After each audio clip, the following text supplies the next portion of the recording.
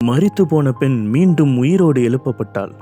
ஆதி அப்போஸ்தலரின் நாட்களில் நடந்தது போல, இயேசு கிறிஸ்துவின் நாட்களில் நடந்தது போல, நவீன உலகின் விசுவாச அப்போஸ்தலன் என்று அழைக்கப்படும் ஸ்மித் விக்கில்ஸ்வொர்த்தின் ஊழியத்தில் இது நடந்தது.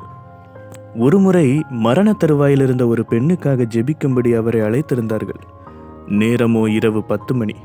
இவர் போவதற்கு முன்பாகவே அங்கு வந்திருந்த டாக்டர் எல்லாம் முடிந்துவிட்டது என்று சொல்லிவிட்டு போயிருந்தார். அங்கு சென்றவுடன் அந்த குடும்பம் இருந்த சூழ்நிலையை உணர்ந்த விக்கில்ஸ்வொர்த் அந்த பெண்ணின் தாய் உள்பட குடும்பத்தின் அனைத்து உறுப்பினர்களையும் நோக்கி, எல்லாரும் தூங்கச் செல்லுங்கள் என்றார்.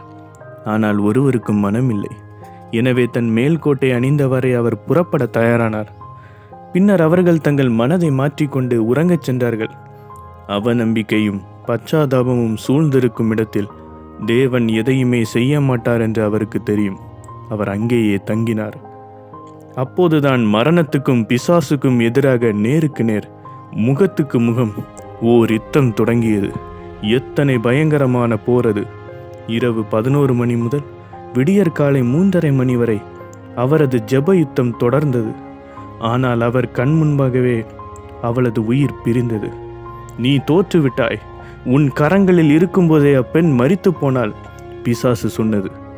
இருக்காது, இதற்காக தேவன் என்னை இங்கே அனுப்பவில்லை என்றார் விக்கில்ஸ்வொர்த். போராட்டத்தின் இறுதி கட்டம் வந்துவிட்டதை விக்கில்ஸ்வொர்த் உணர்ந்தார். இது தேவன் பொறுப்பெடுக்க வேண்டிய நேரம் என்பதை அறிந்தார். சிவந்த சமுத்திரத்தை 2ஆக பிளந்த தேவன் இப்போது தன்னோடு இருக்கிறார் என்ற உணர்வு அவருக்குள் பிறந்தது. நடக்காது என்றான் பிசாசு. நடக்கும் என்றார் விக்கில்ஸ்வொர்த். இதை சொன்னவாறே ஜன்னலை நோக்கினார் விக்கில்ஸ்வொர்த். அதே வினாடி அங்கே இயேசுவின் முகம் தோன்றியது. அவருடைய முகத்திலிருந்து 1 கோடி ஒளிக்கிரணங்கள் புறப்பட்டு வந்தன. அப்போதுதான் மரித்து போயிருந்த அந்த பெண்ணை நோக்கி அவர் தம் முகத்தை திருப்பினார். அவர் பார்வை பட்டதும் அந்த பெண்ணின் முகத்தில் இருந்த சவக்கலை மாறியது. முகத்தில் ஜீவன் பிறந்தது. அவள் புரண்டு படுத்தாள். அப்படியே உறங்கி போனாள். அப்பப்பா, எத்தனை மகிமையான நேரம் அது! அதிகாலையில் அப்பெண் எழுந்தாள். அழகாக உடுத்தி கொண்டாள். பியானோவை நோக்கி சென்றாள். அழகாக இசைக்கத் தொடங்கினாள். ஒரு அற்புதமான பாடலை பாடினாள். அவள் அன்னையும் மற்றும் அனைத்து குடும்பத்தினரும் பியானோவை சுற்றி கூடினார்கள்.